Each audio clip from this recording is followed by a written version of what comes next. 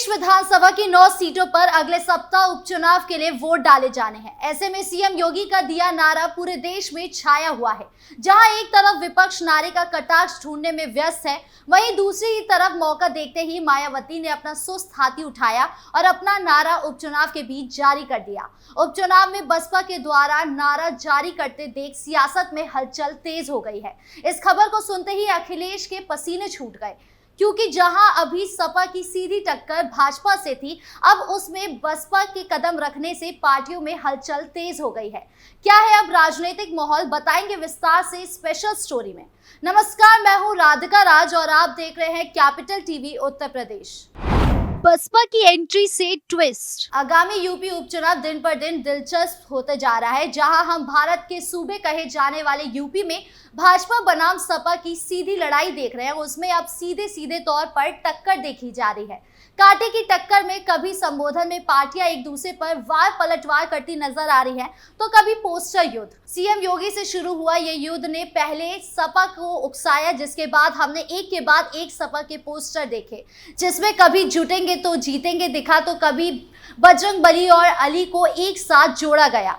और अब इसी कड़ी में योगी के शुरू किए युद्ध की चिंगारी बसपा को भी जा लगी है, जिसके बाद सुस्त हाथी भी चुनावी मैदान में लड़ने को तैयार हो गया है। दरअसल बसपा ने नारा दिया है, बीएसपी से जुड़ेंगे तो आगे बढ़ेंगे व सुरक्षित भी रहेंगे। बता दें कि राजधानी लखनऊ में बसपा कार्यालय के आगे इसका बड़ा पोस्टर लगाया गया है।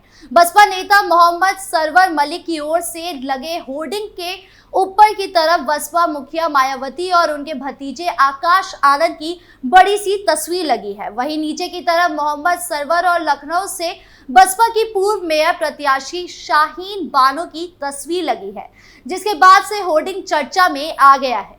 बता दें कि जैसे ही ये पोस्टर लोगों की नजरों के सामने आया, तब से सियासत में हलचल तेज हो गई है, क्योंकि उपचुनाव में अब केवल एक ही हफ्ता बाकी है। अगले हफ्ते यूपी उपचुनाव के मतदान होने हैं, यानी यूपी में 20 नवंबर को मतदान होने के, जिसके परिणाम 23 नवंबर को आ जाएंगे। ऐसे में अचानक बसपा की एंट्री उपचुनाव में कुछ दिन पहले ही सपा और भाजपा की मुश्किलें बढ़ा सकता है।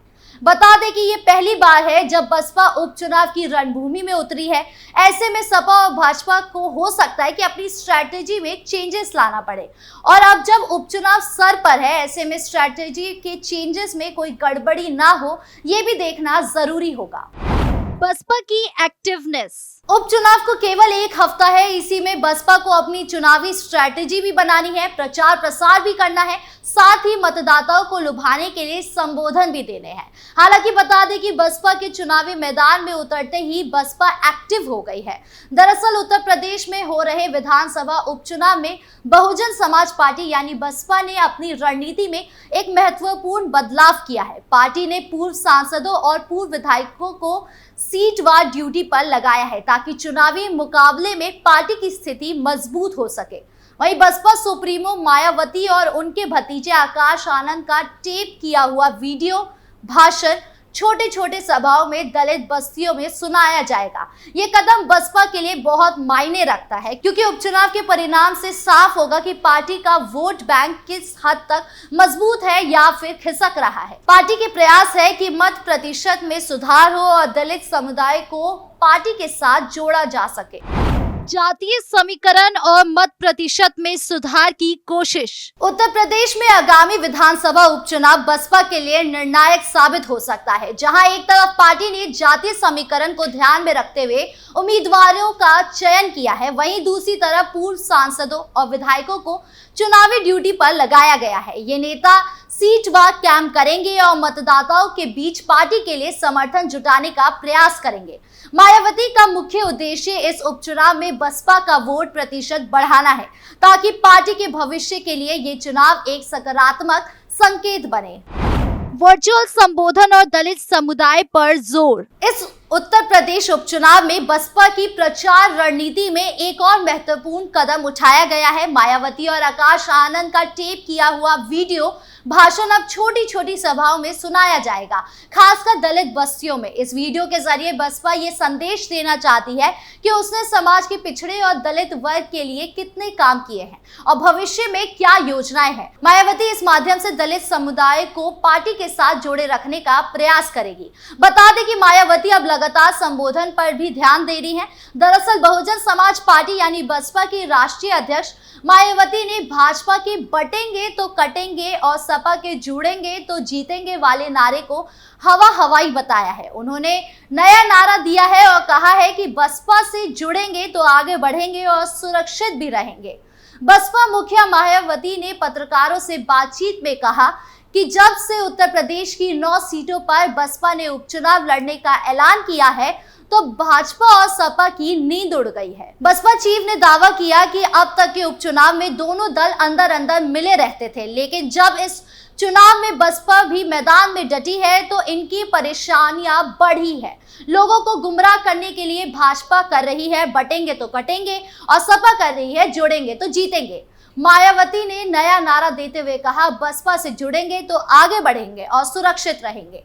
बसपा सुप्रीमो मायावती ने कहा कि समाजवादी पार्टी की सरकार के दौरान अधिकारी नहीं बल्कि सपा के गुंडे और माफिया सरकार चला रहे थे। उन्होंने कहा कि हमारे पास ऐसी खबरें हैं कि इन उपचुनावों में सपा अपने गुंडों और माफियों को अंदर ही अंदर ये बात कह रही है कि अगर हम यानी सपा ये उपचुनाव जीतेंगे और भविष्य में हमारी सरकार बनेगी तभी तुम सुरक्षित रह पाओगे।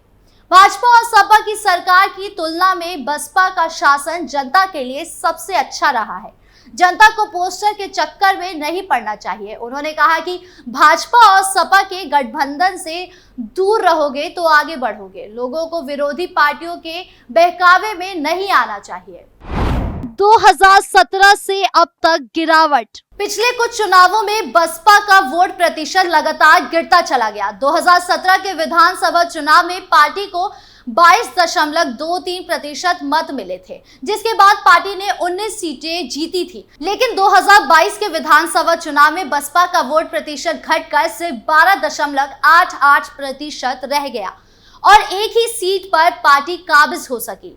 इसके बाद लोकसभा चुनाव में भी पार्टी की स्थिति बेहतर नहीं रही। तो वहीं 2019 की बात की जाए तो बसपा ने 19.43% मत प्राप्त किए थे, लेकिन 2024 में पार्टी अपने दम पर चुनाव लड़ने के बाद मात्र 9.35% पर सिमट गई और कोई सीट नहीं जीत पाई। भाजपा की संजीवनी। तो वहीं बता दें कि बसपा की एंट्री होने के बाद भले ही कॉम्पिटिटर बढ़ गया हो, लेकिन भाजपा अभी भी कॉन्फिडेंट नजर आ रही है, क्योंकि भाजपा को अपने हिंदू कार्ड पर पूरा भरोसा है। दरअसल बीजेपी बटेंगे तो कटेंगे के नारे के जरिए हिंदू समाज के जाति विभाजन को रोकने की कोशिश कर रही है। बीजेपी और संघ इस बात को समझ रहे हैं कि जातीय राजनीति के असर की वजह से 2024 के लोकसभा चुनाव में उसे सियासी नुकसान उठाना पड़ा था। इसके चलते बीजेपी एक रणनीति के तहत हिंदुओं को एकजुट करने के लिए बटेंगे तो कटेंगे के नैरेटिव को पूरी तरह से सेट करने में जुटी हुई है, ताकि सियासी फिजा को अपने पक्ष में कर सके। वहीं विपक्ष भी इसका पूरी तरह मजबूती से काउंटर कर रहा था। यूपी के उपचुनाव से लेकर महाराष्ट्र और झारखंड के आम चुनाव तक योगी का दिया नारा बटेंगे तो कटेंगे चुनावी मुद्दा बना हुआ है। विपक्ष इसकी काट में नए नारे लेकर आ रहा है, तो भाजपा की रणनीति कार भी एक है तो सेफ है जैसे अपडेट वर्जन के साथ चुनावी मंच पर इसे विस्तार दे रहे हैं। ऐसे में उत्तर प्रदेश के इस उपचुनाव का परिणाम बसपा के लिए बेहद महत्वपूर्ण होगा। इस चुनाव से पार्टी का भविष्य तय होगा कि क्या वो अपनी खोई हुई ताकत वापस पा सकती है या फिर उसका जनाधार और भी कमजोर होगा। मायावती की पूरी कोशिश है कि इस उपचुनाव में पार्टी का मत प्रतिशत बढ़े और वो अपने पुराने वोट बैंक को फिर से एकजुट कर सके। आपको क्या लगता है, बसपा सपा और भाजपा को पीछे छोड़ पाएगी? कमेंट बॉक्स में जरूर बताएं और यूपी की तमाम बड़ी खबरों से जुड़े रहने के लिए देखिए कैपिटल टीवी उत्तर प्रदेश। नमस्कार।